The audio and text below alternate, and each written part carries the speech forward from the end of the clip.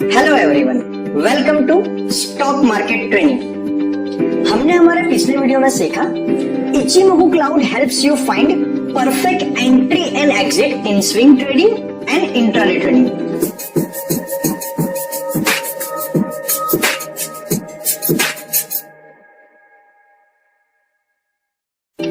Our today's topic is technical analysis, support and resistance, in which we will cover what is support and resistance, how can we use them for finding buying and selling position।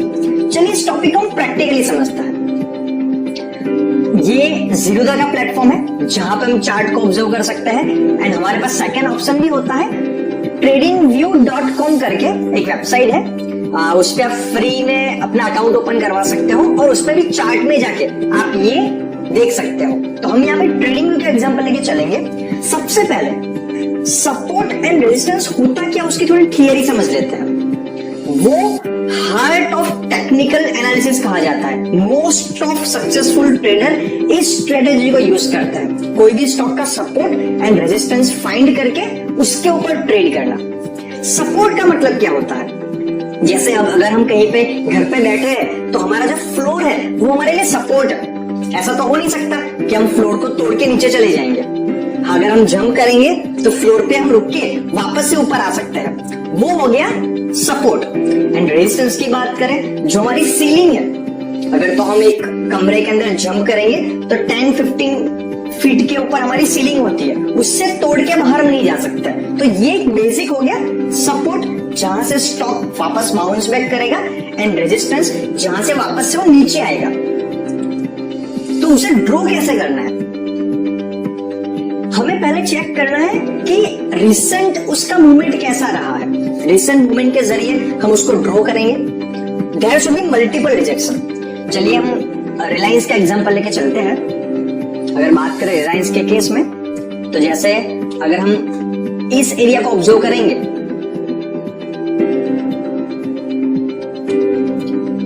तो हम कैसे support and resistance draw करेंगे और उसकी बात करते हैं। अगर मैं यहां पे जाऊंगा, यहां पे जाके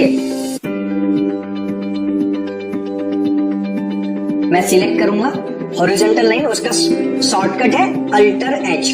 तो मैं यहां पे जाके यहां पे अगर तो सिलेक्ट करूंगा।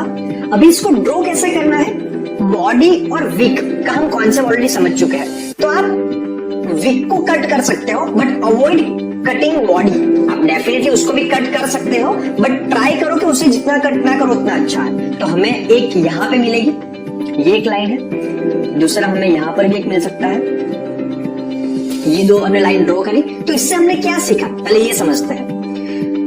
हमें मल्टीपल रिएक्शन चाहिए, ऐसा नहीं कि प्राइस सिर्फ एक बार उसको टच करके निकल गया हो। अगर हम यहाँ पे देखेंगे तो यहाँ पे 1 2 3 4 5 6 7 8 9 10 11 बार प्राइस यहाँ पे रेजिस्टेंस पे रिजेक्ट हुई है। तो इसे हम बोलेंगे एक रेजिस्टेंस।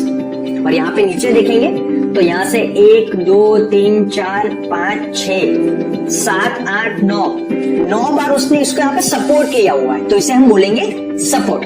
तो हमने यहाँ पे एक लाइन ड्रॉ करी, ऐसे आप मल्टीपल लाइन ड्रॉ कर सकते हो। देन वी विल ऑब्जर्व कि अगस्त सितंबर के बाद का जो डेटा है उसमें हम इस लाइन को कैसे यूज करके स्विंग ट्रेडिंग कर सकते हैं। चलिए हम और लाइंस ड्रॉ करते हैं। हम एक लाइन यहां पे ड्रॉ कर सकते हैं, हम एक लाइन यहां पर भी ड्रॉ कर सकते हैं, हम एक लाइन यहां पर भी ड्रॉ कर सकते हैं।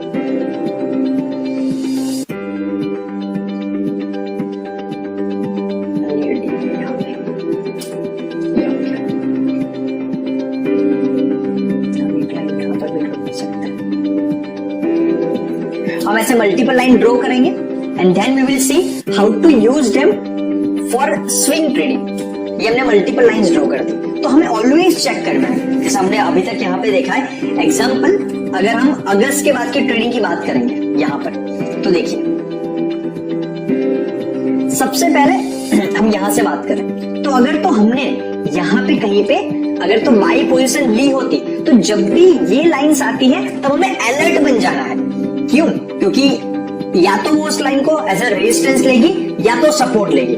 अगर तो जैसे यहाँ पे उसने उसको ब्रेकआउट किया तो सीधा ऊपर चली जाएगी। अभी हमें यहाँ पे अलर्ट बनना है, इसको ब्रेकआउट किया तो यहाँ तक जाएगी। फिर हमें यहाँ पे उसका प्राइस एक्शन चेक करना है, वो कैसा मिल रहा है, कि वो बुलिश कैंडल है या बियरिश कैंडल है। बियरिश कैंडल बनी तो डेफिनेटली वो यहाँ से यहाँ तक तो आएगा ही आएगा।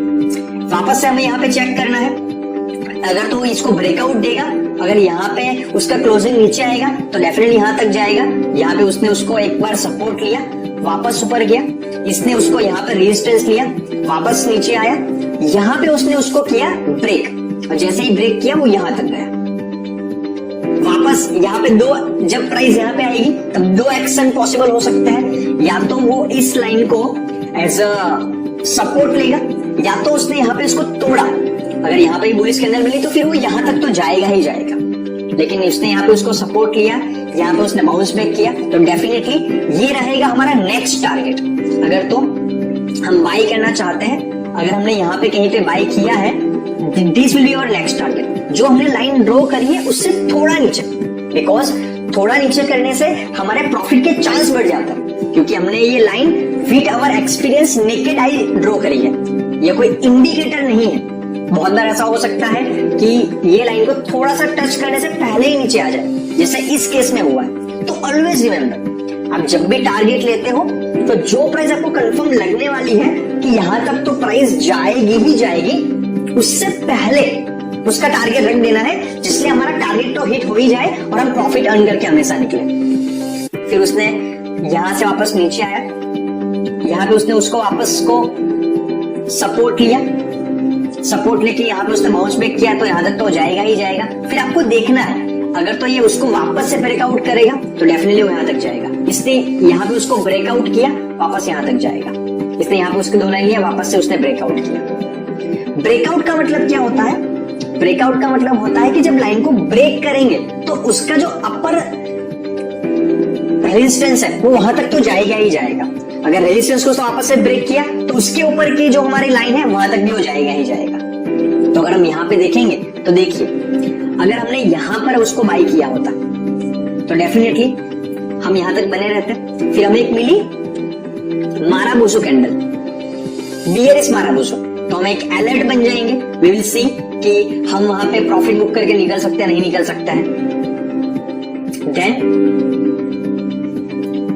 हमारा डेफिनेटली वो गैप अप ओपन हुआ था, तो यहां से वापस रिजेक्ट हुआ, प्राइस यहां तक आई, हम सेम प्रॉफिट के ऊपर है। उसके बाद बनी है बड़ी सी ग्रीन कैंडल, और उसने यहाँ पे उसको एक बार टच करके यहाँ पे प्राइस रिजेक्ट हुई, वापस आई है, लेकिन इसकी क्लोजिंग इस लाइन से ऊपर हुई है।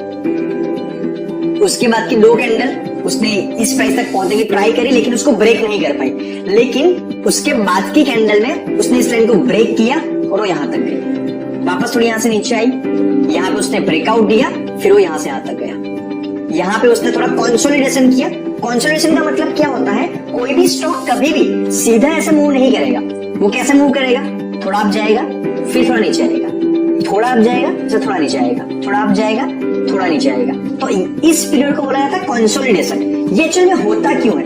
क्योंकि प्राइस अगर तो अप गई है तो जिन जिन लोगों ने यहाँ पे बाई किया होता और ये अगर उनका टारगेट होता तो टारगेट पहुंचने से उनकी सेलिंग होगी। तो जब इंसान प्रॉफिट बुक करता है, ट्रेडर्स, तो सेलिंग होती है तो प्राइस थोड़ी डाउन आती है, फिर वापस से अपवर्ड मूव होती है। जिन्होंने यहाँ पे बाई किया होगा उन्होंने ये टारगेट रखा होगा, तो इसीलिए कंसोलिडेशन हमेशा कोई भी स्टॉक में रहता ही रहता है। उसने यहाँ पे उसको ब्रेकआउट किया, फिर यहाँ पे ऐसे वापस ऊपर गया। तो इस तरीके से support and resistance purely work करता है प्राइस एक्शन के ऊपर। ये कोई इंडिकेटर नहीं है, ये हम अपने एक्सपीरियंस के अकॉर्डिंग ड्रॉ करते हैं। तो हमने यहाँ पे रिलायंस का एग्जांपल लिया, अभी हम दूसरा एग्जांपल लेते हैं एसबीआई का।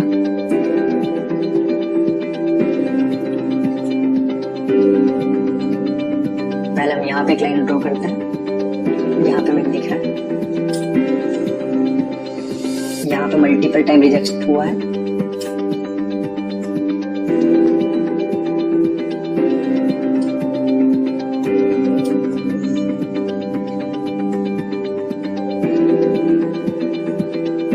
यहाँ पर रिजेक्ट हुआ है, तो हमने यहाँ पे 2-3 लाइन ड्रॉ कर दी। अभी अगर तो हमने जुलाई 2019 के अंदर यहाँ तक का हमें डेटा पता है, इसके बाद की हमें ट्रेडिंग करनी है, तो हम कैसे कर सकते हैं? उसका एग्जाम्पल से समझता है। हमने यहाँ पे लाइन ड्रॉ कर ली, 2 बार इसने उसको एज ए रेजिस्टेंस लिया है, ये लाइन सपोर्ट की तरह भी वर्क करी हुई है। अभी यहाँ पे उसने इस लाइन को रेजिस्टेंस लिया, तो हमें यहाँ पे अलर्ट बनना है। प्राइस यहाँ से ऊपर भी जा सकती है, यहाँ से सीधे नीचे भी आ सकती है। अगर तो ये जो ग्रीन कैंडल बनी है,